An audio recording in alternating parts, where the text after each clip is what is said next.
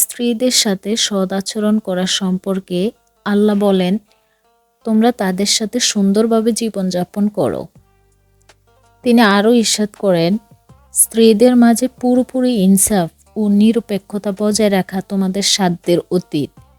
তোমরা হৃদয় দিয়ে চাইলেও তা করতে সমর্থ হবে না। সুতরাং একজন স্ত্রীকে একদিকে ঝুলিয়ে রেখে অন্যজনের দিকে একেবারে ঝুঁকে পড়বে না। তোমরা যদি নিজেদের কাজকর্ম সঠিক রূপে সম্পন্ন করো এবং মহান আল্লাহকে ভয় করো, তাহলে আল্লাহ পাক ক্ষমাশীল এবং দয়ালু। হযরত আবু হুরায়রা রাদিয়াল্লাহু তাআলা থেকে বর্ণিত, তিনি বলেন, রাসূলুল্লাহ সাল্লাল্লাহু আলাইহি সাল্লাম ইরশাদ করেন, তোমরা নারীদের সাথে সুআচরণ করো, কারণ নারী জাতিকে পাঁজরের হাড় থেকে সৃষ্টি করা হয়েছে। পাঁজরের হাড়সমূহের মধ্যে উপরের হাড়টা সর্বাপেক্ষা বাঁকা। যদি তুমি তাকে সোজা করতে যাও তাহলে ভেঙে যাবে, আর যদি ফেলে রেখেও তাহলে সে বাঁকাই থাকবে।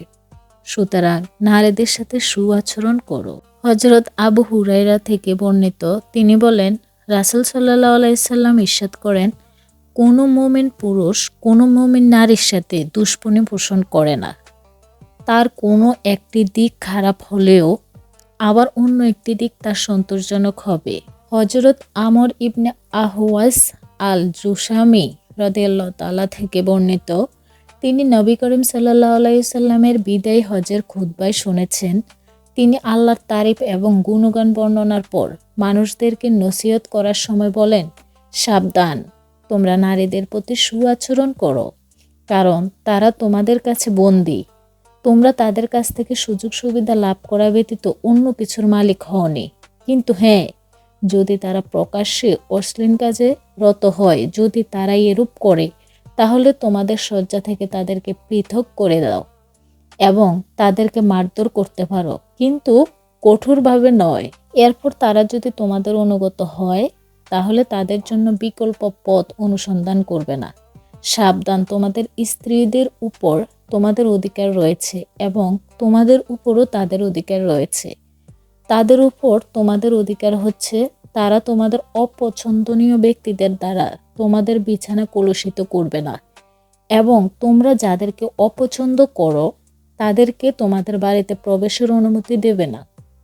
তোমাদের উপর তাদের অধিকার হচ্ছে, তাদের খাওয়া পড়ার ব্যাপারে তাদের প্রতি সুআচরণ করবে, উত্তম আচরণ করবে।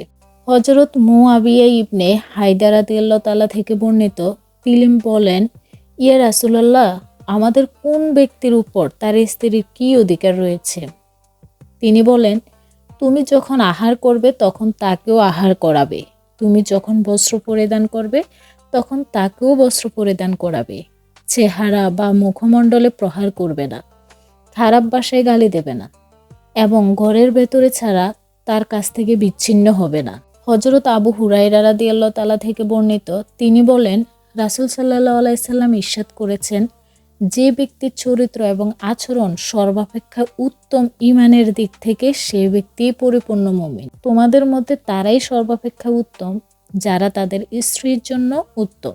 হযরত ইয়াস ইবনে আব্দুল্লাহ রাদিয়াল্লাহু তাআলা থেকে বর্ণিত, তিনি বলেন, রাসূল সাল্লাল্লাহু আলাইহি সাল্লাম ইরশাদ করেছেন, তোমরা মহান আল্লাহর দাসীদেরকে অর্থাৎ স্ত্রী লোকদেরকে প্রহার করবে না।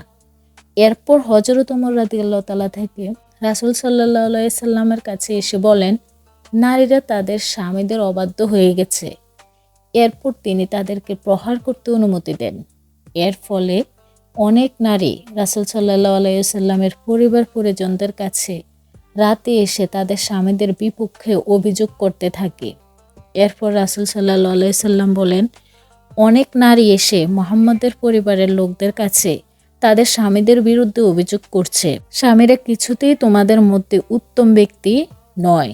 হযরত আব্দুল্লাহ ইবনে আমর ইবনে আস রাদিয়াল্লাহু তাআলা থেকে বর্ণিত, রাসূল সাল্লাল্লাহু আলাইহি সাল্লাম ইরশাদ করেছেন, সমস্ত পৃথিবীটাই সম্পদ, এর মধ্যে কল্যাণকর ও উত্তম সম্পদ হচ্ছে পুণ্যবতী স্ত্রী। সুবহানাল্লাহ।